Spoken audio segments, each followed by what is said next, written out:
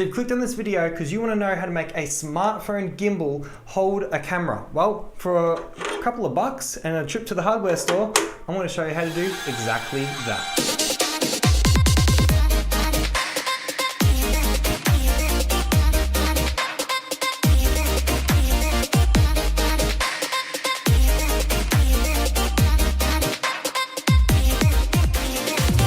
So as I said, this is a smartphone gimbal. It's intended for a smartphone. You take the little clamp, lift it up, boom, your phone's inside. Balance it out as best as you can, power her on, and boom, there you go. This will give you steady, stable footage.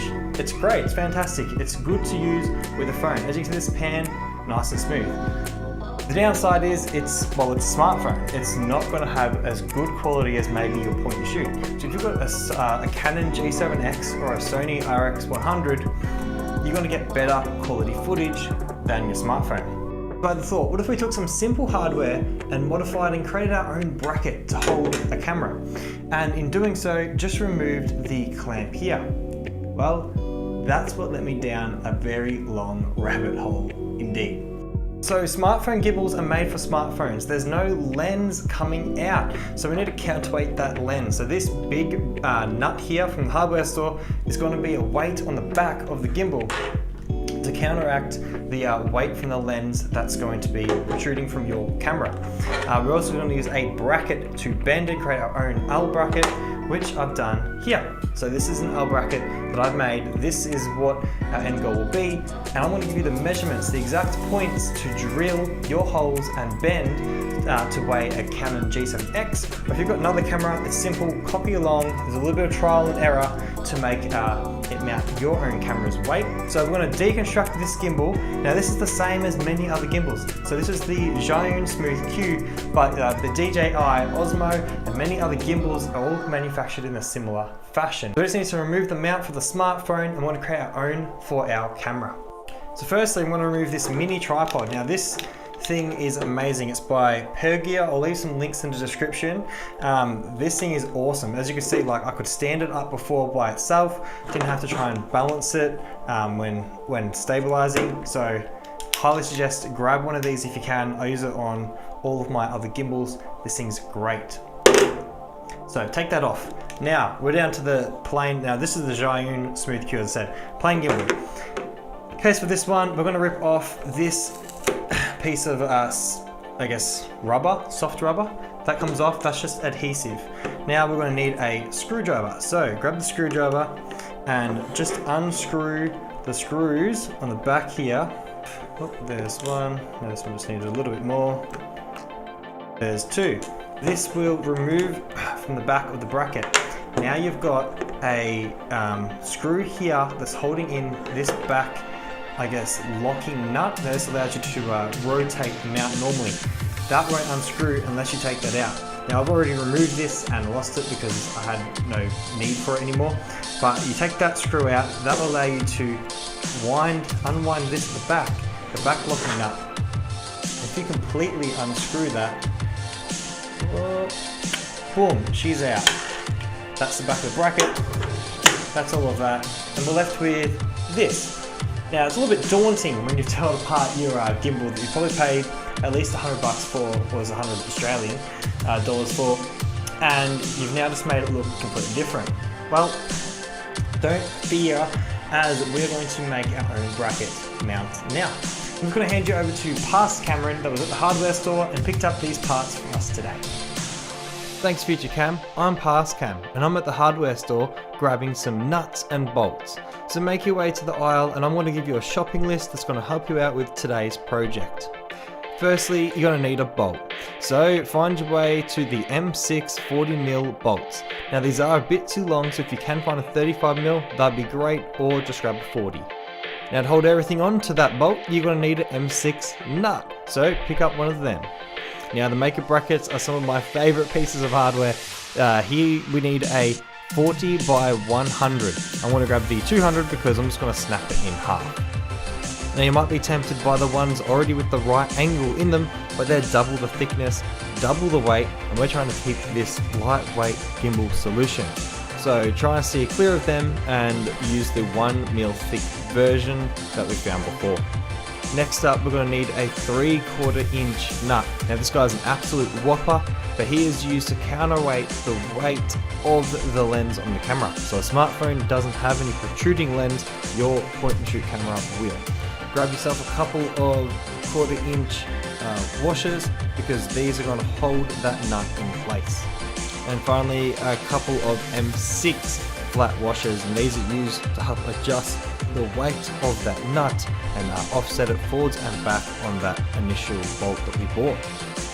Okay, so this should be everything you've got: a bracket, a bolt, a nut, 2 big washers, 2 small washers, a 1/4 inch mount for the camera, and a small nut.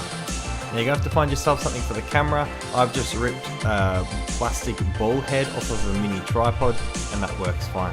You also need a 1/4 inch drill bit, which here in Australia is a 6mm. Now to make anything out of that makeup bracket, we need a hacksaw so we can trim it down to size, as well as make that bolt not 40mm but a bit shorter, as I stated before. You're also going to need a square or a right edge to help trim off anything from the makeup bracket, and a ruler. I'll give you guys measurements in mils and feet.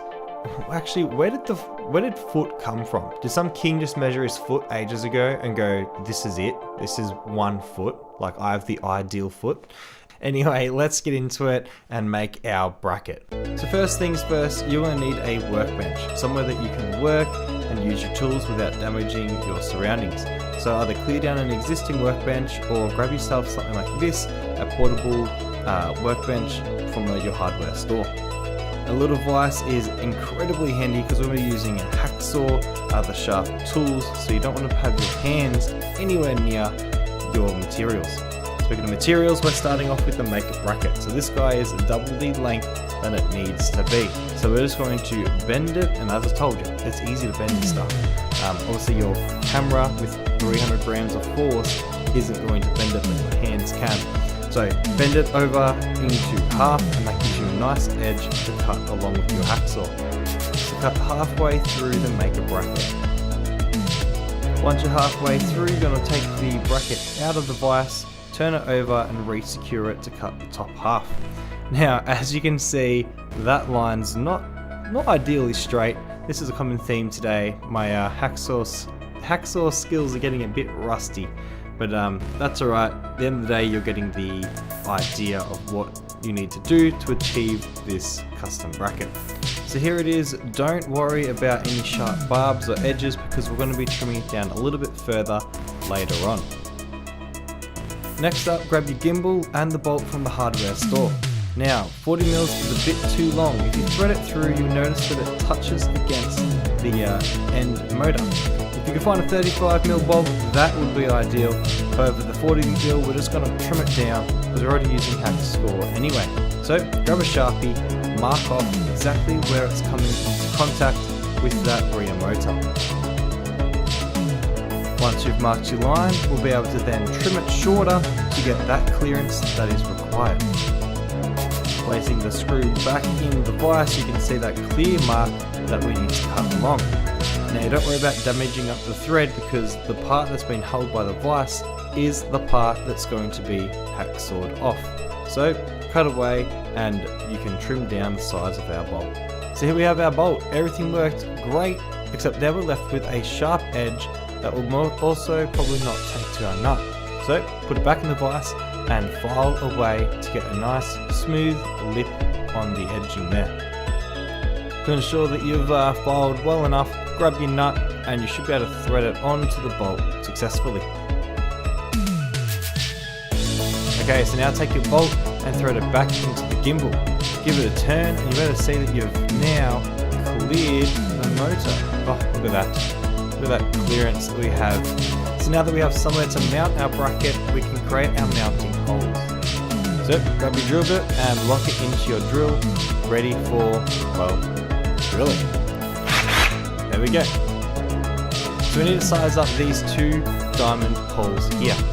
So take a G-clamp. I've got a microphone stand because I lent my G-clamps out to somebody like last year. I have no idea where they are. So I'm using this microphone boom arm mount or desk clamp. It does the trick. It's going to hold it in place, allow us to drill that hole. Now you notice that the drill bit goes all the way through, and then I just take that bite at the very end. And that's because the drill bit perfectly matches that diamond hole. So it's going to grip and rip through, but once you're done, you can see it spins freely, so it's been successfully upsized to 1/4 inch. And to verify that, well, we've got the drop test. Drop the bolt that we just cut before, and it fits. So it's the right size. Now we're going to take the clamp off, turn around our maker bracket, and we would upsize the other hole. So same as before, all the way through and bite at the final end. You can spin freely so you know that the hole has been upsized. Back again with the drop test, and the bolt fits perfectly. Easy as that. So here we have it. We have our maker bracket that is half size. So we've trimmed it down, we've drilled 2 mount holes for the camera and to the gimbal, but now we need to make it possible to actually mount the camera to the gimbal. So we need to give it a right angle bend. So mount it back in the vise at halfway again, like we did before when I was trimming it, and we're going to bend it. However, this time we want to make sure that the bend is very sharp and I guess perfect. So take your time, you're best off with a smaller vise like this, just doing each half and then bending it and then repeating that step. This eliminates any warping or twisting on the metal when you're pushing it against that flat edge.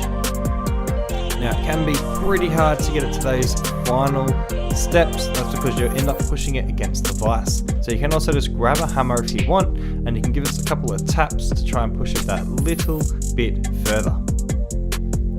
So here we have our bracket. It's definitely taking shape. You can see where we'll mount it to the gimbal, where we'll mount it to the camera. We're definitely making good progress. And this is where these tripods come in handy. Can't speak more highly enough about this product. You use them out in the wild, but be able to screw them in and then stand your gimbal up vertically is just, it's a lifesaver. So take your bracket, you've got the bolt already mounted to the gimbal, push it through, and you'll now see how it's taking shape. So we've got that horizontal mount available now for the camera to sit on. We're going to chuck some washers on. So this sequence here isn't actually the correct order in the end, but we've gone 2 small, 1 large, and these large ones allows you to perfectly slot into that big bolt, and then the little nut on the end to hold it in place. Ideally, we'll notice at the end that we do it in reverse, so the bolt goes on first with the large washers, and the small ones are at the very end to add that little bit extra weight. Take whatever 1/4 inch mounting method you have. I've got this old ball head off of a tripod, and you can put it through the hole and see where the camera will go. But if you put the camera on the bracket now and turn it upside down, you notice that the hole doesn't line up. So we're going to need to size it up and move it towards the lens of the camera just to make it a bit longer. Now if we turn the camera back over and take it off mount, you'll notice that there's some stick-on foam. Now this is here to protect the screen of the camera, because we're pushing right up against the arm of the gimbal. I've also got a piece on the end here that I removed the original rubber from the Smooth Q and put on some stick-on foam. So I'd suggest grabbing some of that just to reduce any scratches or damage to your camera. I want to use the sharp side of the bracket to be the one we're mounting the camera on, so make sure that's the hole that you are sizing up now. Place the bracket on your workbench. As you see, this one has the holes, making it super easy to do this specific job. Grab your clamp and clamp down the bracket. With the bracket secured firmly in place, take your drill bit and we're going to put pressure away from the folded section of the bracket, so towards where the lens was on the camera. Now I find if you drill with the drill bit vertical and placing the pressure, it can take some time, but if you wiggle it forwards and back towards the area that you're going, it seems to chunk away more metal, which saves you a lot of time because it is a slow process. Putting the camera back on, you can see we're making progress. We're not all the way there yet, but we are very close to being able to mount the camera. So back in the vise, and let's keep sizing up.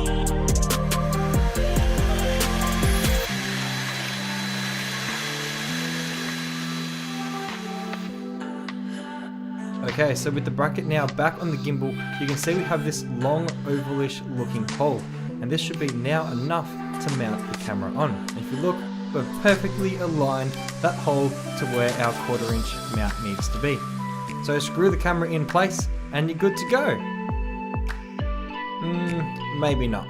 Looks like we need to adjust the rear mount hole the exact same as we did for the camera, lowering the center of gravity and making that large nut more in line with the lens. So since we've also finished off the bottom of the bracket, we're just going to file off and smoothen down any barbed sections from making its extended hole. We're also going to square off and just, I guess, weight reduce from the non-needed section of metal there. So put the bracket down and use your square on a straight edge to rule off a right angle across the bracket. Next up, put the bracket back in your vise and start cutting along your line. You can use your knuckle to rest against the edge of the blade to get started, just because you need to get that first bite happening.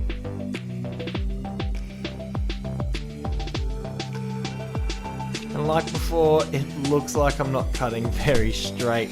Still going off the line to the left. Came very close to the hole there, but it'll be right. It'll hold for just this tutorial. I've already made my other bracket that I use, but when you're cutting, just be a bit more careful than me. Flip the bracket over and start cutting from the other side. So at this point I realise I probably just need to straighten my blade up or something, because every cut is hanging to the left, and yeah, it doesn't work out meeting in the middle. So I'm just going to fix up the mistake, trim it down a little bit, give it a quick file, and we'll see how it comes out.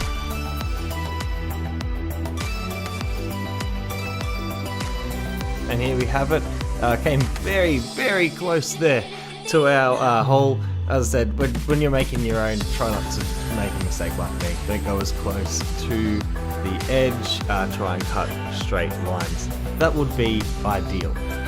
Now that we're 100% finished with the base of the bracket, the camera side, now we'll fix up the gimbal side like I said before. So we're just going to extend that hole, pushing some force across with the drill, same as we did with the bottom.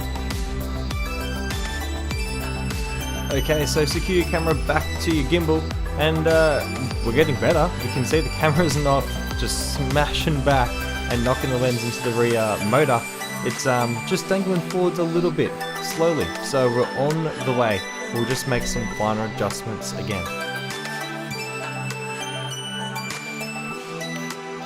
And we've done it. Look at that. It's staying perfectly level. It's not rocking forwards or back. And if we just try and adjust it here, it should stay in place. Oh no, something's wrong. Hang on, what did I do last time? Yeah, that's the holes are in the right spot, but I've definitely stuffed something up here. Ah, the washers. That's right. Yeah, we're talking about the washers, so we need to change them out. So the order is slightly different. So you're looking at big washer, big nut, big washer, 2 small washers, and then the small nut. Okay, we should be right now. So ideally, when you're doing yours and trying to test your balancing, do that washer at the start. Here we are. I've already knew for the G7X where the holes will be and how much to move it, and as you can see, it's holding in place. That's what you want, so we're not going to be burning out the motors. People are like, oh, the G7X weighs more than the maximum load for the gimbal. Yeah, but if the camera's not moving when the gimbal's turned off, it's not doing any effort when it puts the camera in that position. Alright, so there you have it. We're up and running. Triple tap on this gimbal pops it around into selfie mode, which in this instance points it away from us. You can use the controls to tilt yourself up and down. You can also just do the standard keeping it level, all those gimbal goodness things. You've got the double tap, puts it into the following up and down. So this is the way that it pans downwards, like a bird's eye, tilting up. That's awesome for like showing us something on the ceiling or the sky outside. You just get all the standard gimbal operations, but with a point and shoot camera. So here is our bracket. The holes on the left hand side are 33mm away from the center, and on the right it ends 36mm away. But it is best just to size them up bit by bit, like in the video, to match your camera. Finally, we want to cover up any sharp edges with some gaffer tape, and it's also going to help blend it into the gimbal itself. So roll out some tape, sit your bracket on top of it, cut it to size and stick it to your bracket. Cut in on the edges so you can fold them over. Once you've folded all the edges for the bracket, stick another piece on the inside and you're done. Here you can cut out the holes, mount it back to your gimbal and go and shoot some steady footage. So part 2 of this video is going to be setting up a field monitor on this gimbal. So that way you can see what you're filming, because as you put the bracket on, it covers up your screen. So we're going to make that on the budget, nice and cheap as well. So click subscribe, you'll be able to see that video when it's done, as well as test footage from the camera with the build that we just did today. Bruce is trying to get the treat that's in my pocket so I can convince him to hop on the couch for the outro. Hop up. Good boy, you sit. Good boy, there you go. So if you want to join the fam, click subscribe. There's going to be some videos popping up here. Part 2 will be appearing on the screen as well. There's more treats in the pocket. Oh my gosh, yes, he's keen. Here you go. That's right, yeah, good job. And yeah, leave a comment below if you've got any questions. I'll help you out. Give this video a thumbs up if you enjoyed it. This channel, I'm just going to try and do some more videos of tutorials that are like getting hands on, making stuff custom. You don't have to always spend the big money to get the big results. Alright, we'll see you in the next one. Bye.